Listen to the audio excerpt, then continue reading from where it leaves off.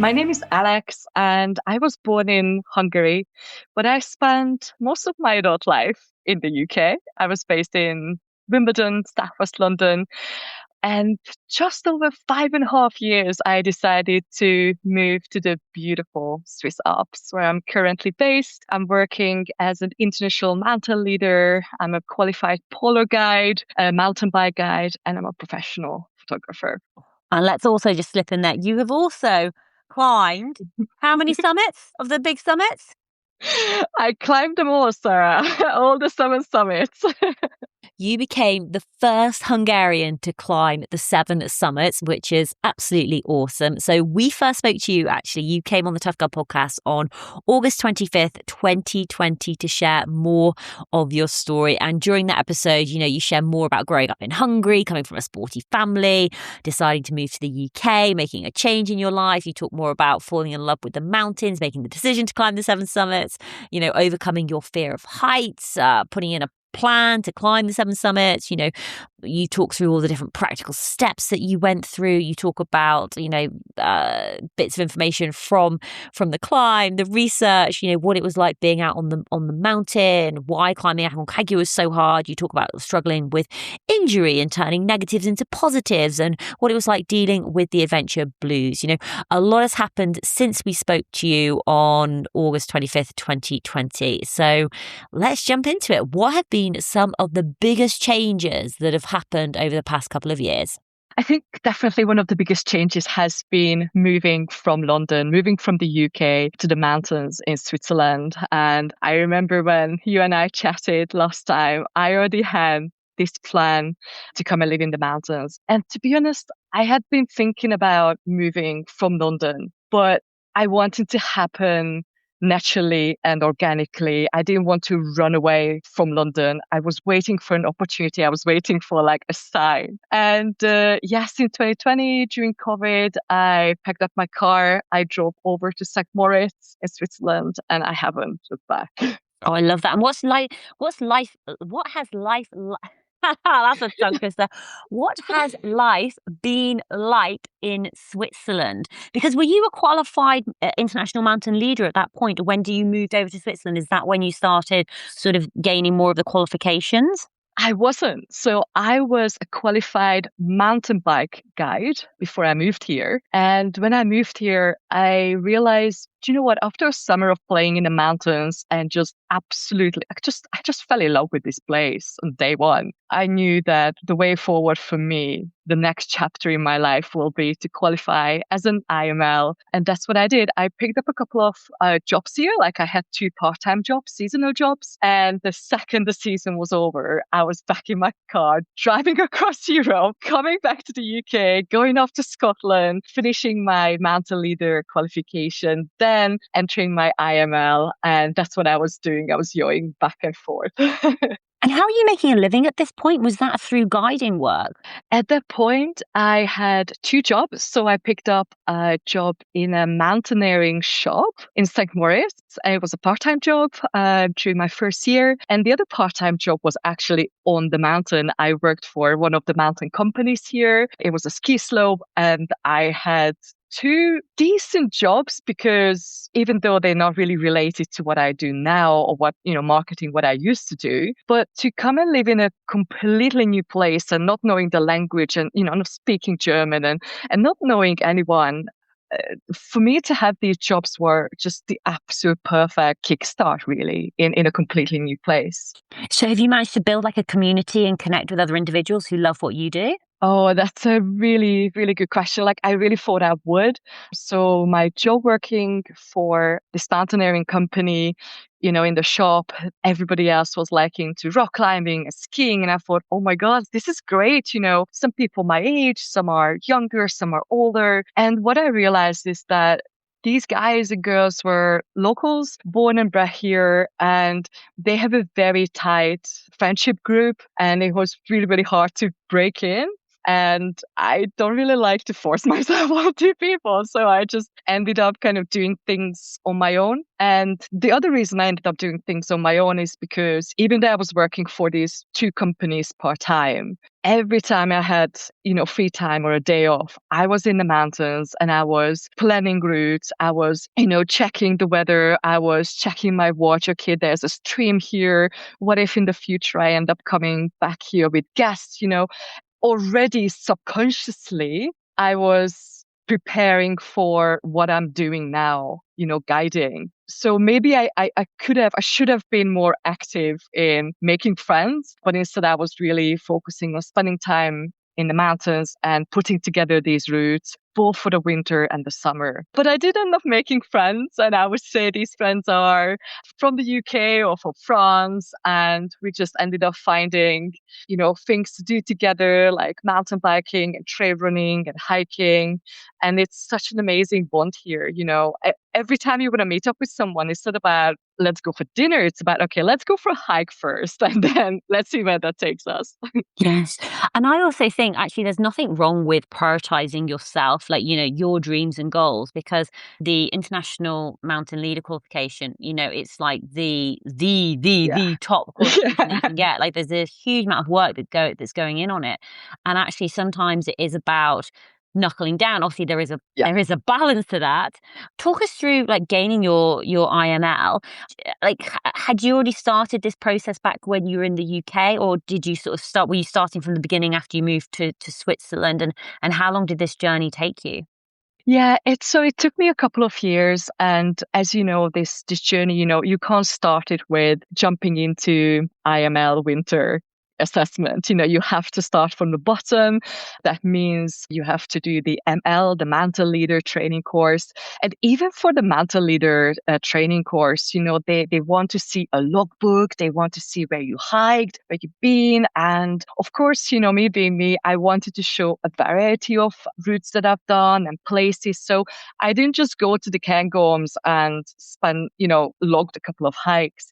I wanted to show them that I really have experience in all corners and areas in the UK. So I really took it quite seriously. And the ML is actually, they really focus on navigation. And that was something I wanted to really throw myself into. So not only I would go out and log these hikes, but I would also take a map with me and I would deliberately walk off the path and just try and just look at the landscape in front of me and compare it to the map and compare it to a digital map. And I was really wanted to immerse myself in the whole experience of learning. So it did take me a couple of years from starting as an ML to gaining my qualification as an IML. But actually, the easiest part for me was the IML because by that point, I had logged so many routes all over the world. Luckily, some of my Seven Summits training counted, and that was great. But again, they wanted to see that you go off hiking on your own with a backpack and you go off route. And sometimes, in certain countries, it's just not possible to get off the main path. But again, I wanted to show them the variety of the hikes I've done. And of course, by that point, I've done quite a few snowshoe hikes here in Switzerland. And, the options here are just endless. So I think I had a bit of an advantage having already been here, living here for a year. And then, yeah, everything just contributed to the IML at the end. Do you also have to do like a winter assessment with the IML? Is there, so how we talked about sort of being a mountain leader, there's also a winter mountain leader. Is that the same for the international mountain leader? Is there an international mountain leader and a winter international mountain leader? Yes, exactly. So the IML is broken down into 4 stages.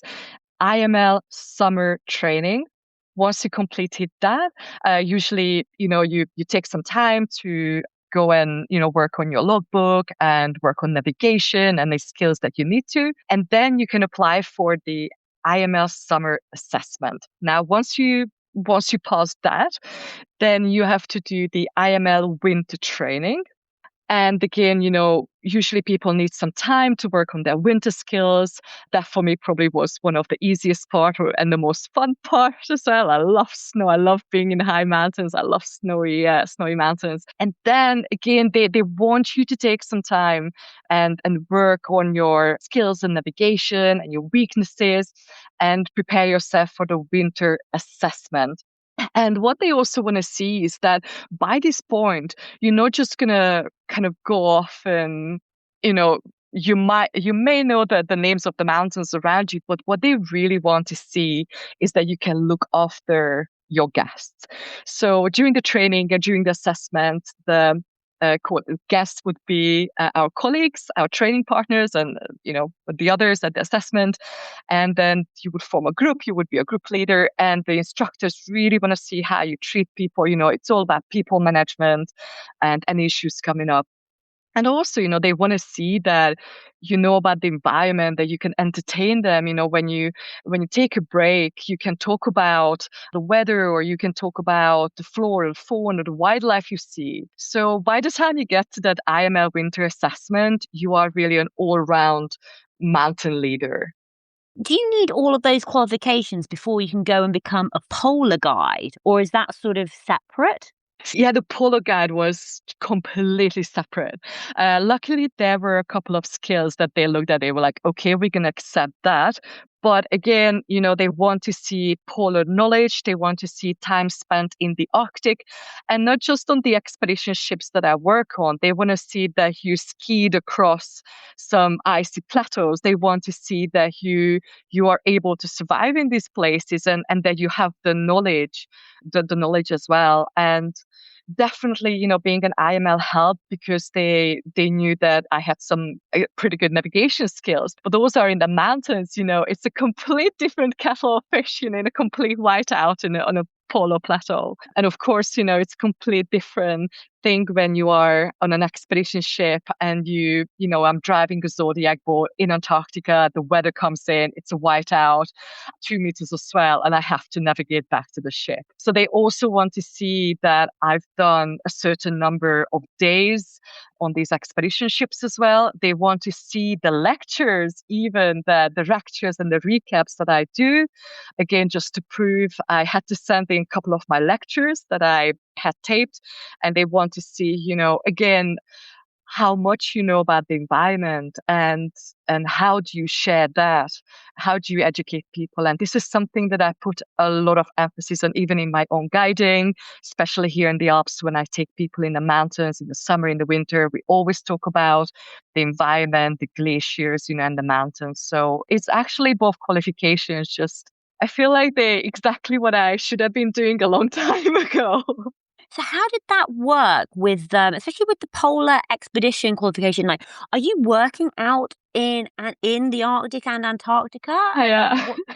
What's Yeah. more? Yeah, sure. I will never forget though when you and I had a chat in 2020 and people asked me after completing the 7 summits and especially, coming back from Everest, what's next? What do you want to do? Honestly, this has been an incredible journey for me. And it was Nick, my best friend, who encouraged me to become a guide. He said, he saw something in me that even I didn't see in myself. And I used to tell him, like, why would I want to share the mountains? Like, I just want to be up there on my own. And the more I thought about my journey, especially during the 7 summits, I realized how much the mountains have given me. And I want to share that with my guests. I want to give that back. So that was actually the reason I became a guide. I wanted to give something back. And I also realized how much the mountains meant to me. And I figured if I could just give a little bit of that and I could share that with people, then maybe the 7 summits had another purpose, another reason. Now, how did the polar guiding came about? I was already an IMO and I was setting up my business here in the Alps. And let's be honest, we have seasons here, we're working seasons. The winter season starts beginning of January and it lasts till, let's say, end of March, maybe early April, Easter, that's it. Summer season is even shorter, usually July and August, a little bit half of September, I would say, still good weather, there are still people around. And I was thinking, hey, what am I going to do in between? I still want to do something and I still want to learn and challenge myself. And you can go on a holiday, well-deserved holiday between the seasons. That's fine. But I figured I want to do more. I want to see more of the world. I'm not stuck here, but I'm based here for, during the season. I want to be able to travel in between. And I came across this job on an expedition ship, and they were very much science based and they had scientists on board. And I dropped them an email, and they were really excited to have a chat with me and to work with me. And they invited me to work on their ship in Antarctica. And literally within 3 to 4 weeks, I gained all the paperwork I needed. I went to do like the safety exams and everything I needed to do to be able to work on a ship. And in a month, I was going out to work with them in Antarctica. So that was pretty good. And I fell in love. I fell in love with their job too. And I just kept going back, and I realized this was a whole world. It was a world I didn't even know about. So how long are you on the ship for, and what is ship life like? Are you like, do you have your own cabin? Do you have to share? Are you part of the crew? How's it structured? Are you there for weeks and weeks on end, or is it like a week on, week off? What does that look like? Yeah, so usually you would take a contract that will last for about 2 months, but you can go for longer. Obviously, expedition companies, they prefer you to stay on for longer. But for me, these 2 months work really well in between the seasons. And it means that I not only get like that time away on the ship, but sometimes I even manage to do a qualification, just like maybe another wilderness first aid course, or I would do another mountain guiding exam, just kind of topping things up, another skills course. And, every now and then I might be able to take a break as well, but that hasn't happened for a while. But yeah, so I would usually go for 2 months. This year I was in the Arctic, so I go to Antarctica in November and December. And between May and July, I go to the Arctic before my summer season here. This year, I was in the Arctic for 1 month only. It was a very, very special assignment, a very special contract. I was on a 12 passenger photography boat for a month in the Arctic, but I'm usually on 200, 180, 200 plus expedition ships. Yeah. I have to share a cabin. So of course, that's something that you have to get used to. There is zero privacy. There is zero me time on the ship. The only time when I get some me time is when sometimes I would skip dinner to go to the gym, and I'll put some music in and I work out for half an hour. Sometimes between expeditions, I will sneak into the gym again as well to have a bit of an exercise, have a bit of me time. But apart from that, it's 12 to 14 hours work a day every day for 2 months. And you're obviously loving it, though. You must meet some amazing people. Yeah, I do love it. And I love learning from my colleagues. I'm surrounded by people in my team, in the expedition team. They are marine biologists, they are glaciologists, not just the pretended one like myself.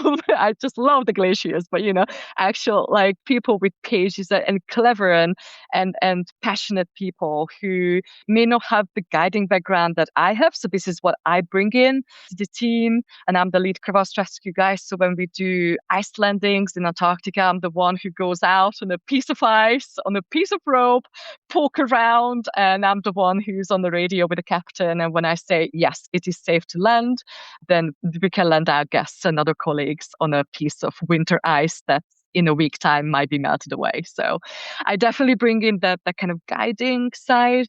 And I also realized that this is also a great platform for me to talk about what I love talking about, the mountains, and also to talk about women having done some amazing things in the past and doing amazing things now. So I actually put together a couple of lectures on women in the Arctic, in Antarctica, the women who were there first, maybe they were scientists, maybe they were explorers. And I really think it's so important to talk about these explorers as well. Of course, the historical explorers too, who were men, but it is so important to tell the world that, hey, women were there too. Oh my God, absolutely. Sharing stories, especially like with what we do on the Tough Girl podcast, is so powerful. But also women sharing their own stories and documenting it. And, you have done that because, Very excited. Oh, I shouldn't be announcing it, but you have been working away pretty hard documenting. Well, do you want to share what you've been documenting? Oh, you mean the book or the film? Yeah, the The book. book, Yeah. sure. I know by the time this podcast comes out, my book will be out. But about an hour ago, I sent my book to the printer. And Sarah, it's such a relief. I have been working on this book for so many years now, but it really has been the past year, especially the last 6 months, that I've been absolutely kind of focused on. I'm like, look, I gave myself a deadline before I go back to Antarctica. And I gave myself a deadline. I have to finish the book by then because I spent the last 3 seasons in Antarctica in the Arctic and I'm surrounded by people and, I share my stories and people are like, okay, when's the book coming out? And I've been tired of saying it's coming, it's coming. Now it is really. So yeah, I wanted to put together a book about the seven summits, but it's not just me climbing the seven summits. It's the entire journey. It's all the ups and downs. It's everything I've done in between the expeditions. It's all about how I trained. When I talk about laws, I mean, I'm self-publishing. I only had a copy editor who helped me with, the paragraphs and some comments here and there. But it's a very, very raw and honest book about my journey. And I really wanted to collect all the stories and put all the stories and my favorite pictures in one book.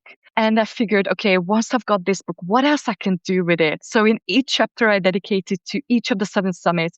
And in each chapter, I also talk about the actual mountain. Because, originally it was a photography project. I wanted to bring these mountains closer to people who never going to be able to travel and see them. And I figured, okay, I can show the photos, but I also want to talk about why these mountains are so important. I put some information in there about the mountains too, but there's a lot about, look, this is what I learned. And you, the reader, can also bring that into your life. And maybe the lessons I learned can help you in your life. And you don't have to climb Everest. It might be just an encouragement or a bit of an inspiration to go outdoors or chase and follow your dreams. So this is why I was really desperate to not to wait any longer and put everything, like all those feelings, all those emotions, and all those diary entries into this book. And hopefully, it might even help someone, or it might just be a good entertainment. I think it will do all that and more. And actually, you very kindly sort of sent me sort of like the prologue, and there's a really powerful line in that, which I 100% believe, and I believe the listeners will really understand as well. But connecting with nature can be incredibly powerful. And I think you've connected with nature, obviously, like all over the world, and you've made it sort of your job, and by taking people out and guiding and showing them the mountains that you love and the nature spaces that you really really sort of enjoy. And I suppose I'd just love to hear a little bit more about those powerful moments that you've had in nature that really stand out for you. I think one of the most powerful one has been dealing with my fear of heights. And people usually just chuckle like, Alex, come on, you climbed Everest. You have no fears, like you, especially no fear of heights. And what I want to show with this book is I have weaknesses too. I'm just a normal person and I have fears and I had been bullied and I chose to kind of heal in nature and I chose to go to the mountains. And it may not be like a summit of Everest being that strong nature connection, but it could have been kind of the whole journey of kind of going up Aconcagua and healing during that process. And these things I only learned now, a couple of years later, looking back at my journey. But of course, all the moments when you put so much work and effort and money and time into an expedition. And of course, when you make it to the summit and you come back safe, it just feels like you at the time it still doesn't really quite feel real. And to be honest, it has taken me so many years to really digest what happened to me during those 4 years and what those nature connections really meant. And I think the answer would be what I'm doing now. I'm a guide now, and I'm taking people into the mountains, and I'm showing them how to reach that potential. I'm showing them that even if you also have a fear, we can face that, and I can help you facing that. So I don't think it's always just like a point of connecting with nature. It's a bigger picture. One of the interesting aspects, and it'd be really great to hear your perspective, is, you have a passion for nature and spending time outdoors, and obviously you followed those passions around the world, but now you've turned it into a job, which, and you hear people say, like, turn your passions into your job. And I'm just wondering, I mean, I feel as though I know the answer, but I think it's important for us to think, like, how are you finding that aspect of things? Like, do you still get the same level of enjoyment, being out in nature, but now obviously you have added responsibilities because you've got other people's lives in your hand when you are guiding. How are you balancing your passion and love for nature with and also working in it as well? Sarah, this is a really, really good question. And I was a little bit worried at the beginning that I might get bored or I wouldn't be excited enough to go out on the same snowshoe route with people. And the answer is, for me personally, I need variety in life. And I think this is the reason why I go to Antarctica and the Arctic during my off season. I love this valley so much. St. Moritz I think this valley is one of the most beautiful places. And I wouldn't be here if I didn't think so. But I still have to get out. I still have to go to new places. And for me, what challenges me and one of my best assignments and best jobs when somebody comes to me and they go, look, I want to work on something. I want to achieve this dream. How do I get there? How do I get to that expedition? What do we need to do to get there? So I help them mentoring through. So we'll start with summer tours, then we would build it up. We would go to more technical sections. Then I would take them out in the winter. And I love seeing that progression in people. Some of my clients, some of my guests come back summer after summer. One summer would be hiking around here. This summer I've gone to the Dolomites. Next summer she wants to do the Tour de Mont Blanc with me because that's her dream. I love seeing that progression in people, and that keeps me really exciting. The other thing that's very important to me in my business as well is not only to offer treks here in the Alps, but also to look to the big mountains, because that is where I come from. Traveling to the seven summits was always an idea that I get to see the seven different corners of the world and get to see different mountains. So I recently put together a trip to Peru, 2 expeditions to Peru next year, June and July. In June will be a trekking, followed by climbing a 5,000-meter peak with a trekking group, followed by a mountaineering expedition where we get to climb 6,000-meter peaks. So I need to do things. I need to plan and organize things for my business and for myself. That keeps me exciting, and that keeps me wanting to explore more and wanting to visit those places. So I need to keep it fun. I need to keep it exciting for me. And I need to keep doing these kind of one-off adventures in different areas in the world. Over the years, you've actually, you've strived for these big goals, climbing the 7 summits over a 4-year period, setting the ambitious goal, and it is an ambitious goal as well, becoming an international mountain leader, becoming a polar guide. In terms of your planning and preparation then for the next steps, like, I suppose mentally, like, how do you work? Because I can't sort of work out if you're like a spreadsheets person, if you're like a vision board person, if you're more go with the flow, or like how that sort of planning looks to you. Because I can see you being very logical because you almost have to be, especially, when you guide, what you have to do the planning, the risk assessment. But then I can also see that you're very much like a free spirit and just like traveling and having fun. So I feel as though that's a real mix of ways of managing like how you plan. So yeah, what does the planning look like for you? Oh, I'm a very organized person. I must admit, I still have packing list for Kilimanjaro. I had Excel sheets and packing list. And this, being organized, I think running my own business, my own guiding business, it is so important. It is so important. And I may come across as a free spirit, but that's maybe just being more creative and really just really loving the mountains and nature. But I'm really a very much down to earth, like grounded person. I always need to think kind of strategically, logistically, and very, very clearly. And this is how I plan. So let's say in 12 months, I have the next big personal challenge. So what can I do in the next 12 months and how I can build it up? I've learned that from the Southern Summits, you can't start with climbing Everest. You have to build it up. Your body has to gradually used to all these new things and new skills and different gear that I wasn't wearing or using before. And building that up is a really, really important part. And of course, kind of learning along the way as well and figuring, okay, this base layer doesn't work for me. So I need to look for something else because I've got all that experience from the mountains, from climbing in minus 20, 30, 40, 50.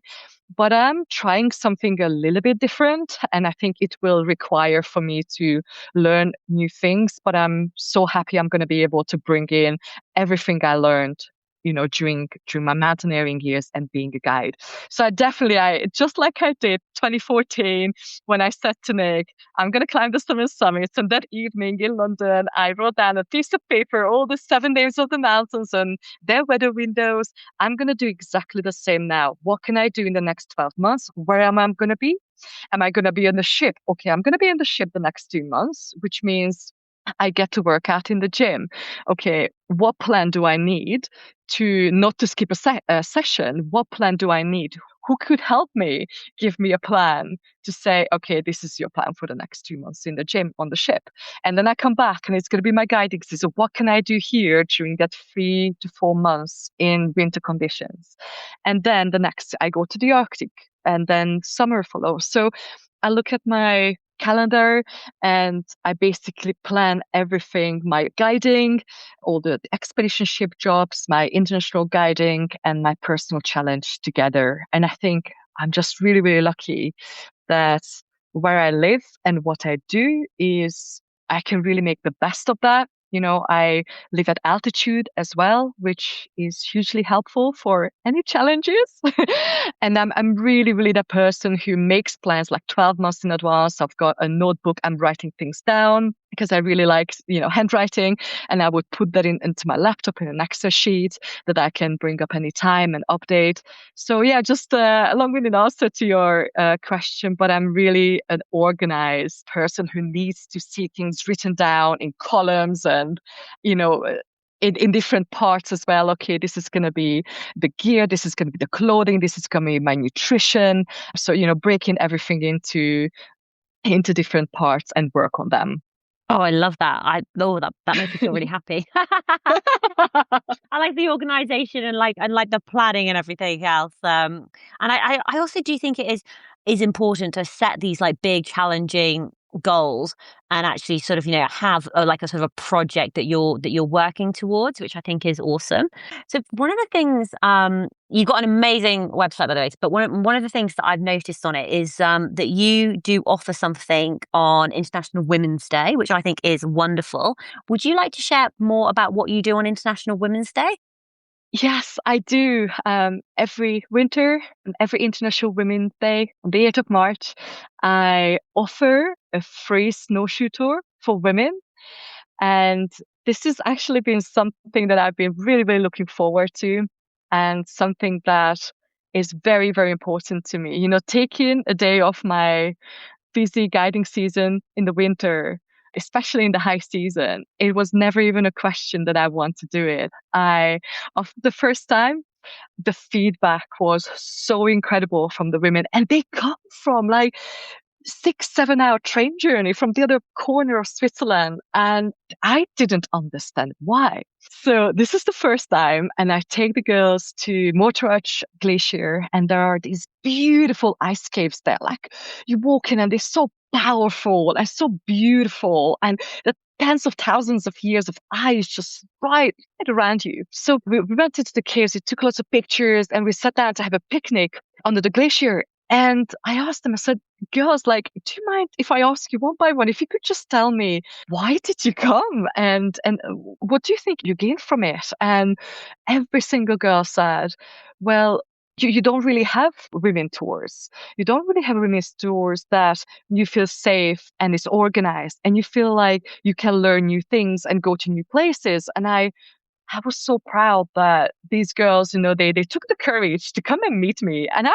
just a stranger to them, but they would travel for hours to come and meet me and join the group. And after the first year, I thought, okay, we're going to have to make this bigger. So this year, I took the girls up on a mountain that you can reach with a mountain train. And the local tourism office in St. Moritz, they offered us free tickets. I went to speak with some of the local companies. There's a company who make granola, and they offered us like little bottles with different granolas in there. And I thought, this is exactly what I do.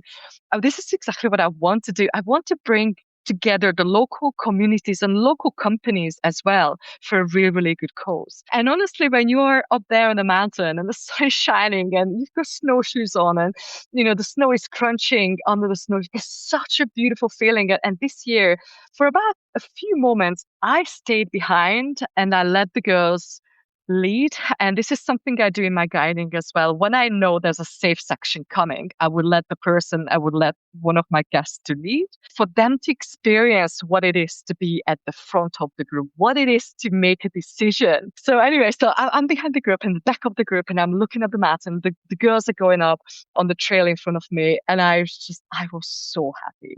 I was so happy to see these women coming together, getting to know each other, helping each other, like with the layers or just tightening the snowshoes. And I'm watching this. I'm like, this is so beautiful. So next year, my plan is to do a hot to hot tour, like a hot tour. Snowshoe to a hut, spend the night there, and snowshoe out the next day. And I would love to teach women, some winter survival skills, but just to have like a beautiful evening together as well. And, wake up in the mountains the next morning and snowshoe out. So that is my International Women's Day snowshoe tour and completely free. I love that. And how will that just be like sign up on your website, or will that be through Instagram? And will there be a maximum number of people? Yes, so it is going to be on my website. It's also going to be announced on my social media. And if somebody's already interested, they're more than welcome to, drop me a message. The tour will be free. The equipment I will provide. And yeah, I will have to cap the group because I will be leading it myself. And I want to keep the group maybe maximum 12, maybe maximum 14, because I want those women to have the best experience. And I want to be able to spend time with every single woman in the tour. So yeah, it will be announced as soon as I have firm plans, but it will be on March the 8th. And luckily next year is also going to be a weekend. So there's no excuse why not to come over to the Swiss Alps and spend a beautiful weekend here in Winter Wonderland. What an incredible thing that you're offering. I absolutely love that. And Alex, how can people connect with you, follow you on social media? Where are you most active? Where should they go? So my website is alex7summit.com. My Instagram handle is alex7summit. And they can email me too. It's alex7summit. So that's alex7summit at gmail.com. And I do encourage people to get in touch with me. And I am the person who will get back to you. And I'm the person who loves connecting with women, social media, and kind of supporting each other, following each other's journeys. So please, please, please do follow, and I will follow you back. Alex, thank you so much for sharing all of your amazing adventures and what you've been up to. But I'd love for you to have the final words of advice and wisdom. And to be honest, for women who want to follow their dreams and passions, because many years ago now, like back in before you stood on the top of Everest, you were working in London in marketing, and you've gone on to change your life very, very significantly. And I suppose, yeah, just your advice and tips for other women who do want to make a big change in their life. Apart from just do it, what advice would you like to share? And you can take that in any direction you would like. Yeah. I put so many tips and advices in the book itself, each chapter, as I'm talking about the lessons I learned. But when I got to the end of the book, I thought I want to add one line that I have been personally living by. And that one would be my advice. And that is live your life without excuses. I think it's such a strong statement because when, later on in your life, when you think back, it's not what you it's not what you did and maybe failed or achieved. It's the things that you didn't do. So don't let excuses stop you on your way. Stay on the path. And it will be hard. Like, it will be hard at some point, but stay on that path. Even if you have to slow down a little bit, but stay on it and keep your dream ahead of you and in front of you. And do not let excuses come in your way. So, yeah, live your life without excuses. I love that. Live your life without excuses. Alex, thank you for living your life without excuses. It's been amazing to catch up.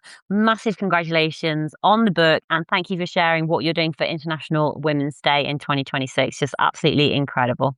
Amazing. Thank you so much, Sarah. Again, it was great chatting with you. And thank you for this amazing platform.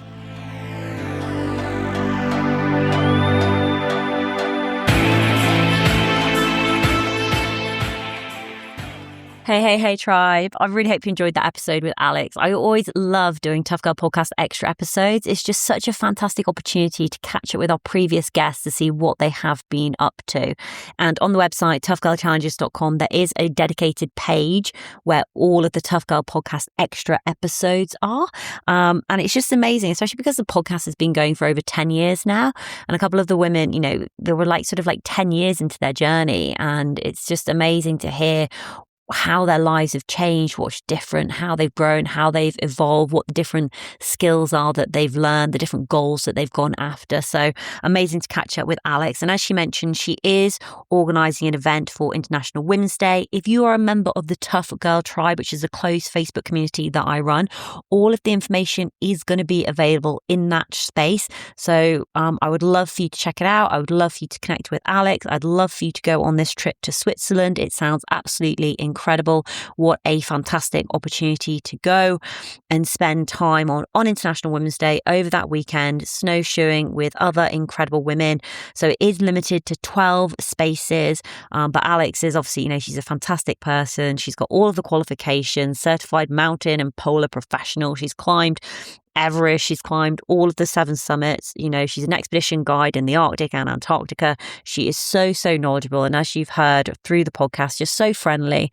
And I think you'll just have an absolutely incredible time. So members of the Tough Girl Tribe, go and check out the closed Facebook group. If you want to join the Tough Girl Tribe, that is for patrons and the guests of the Tough Girl podcast.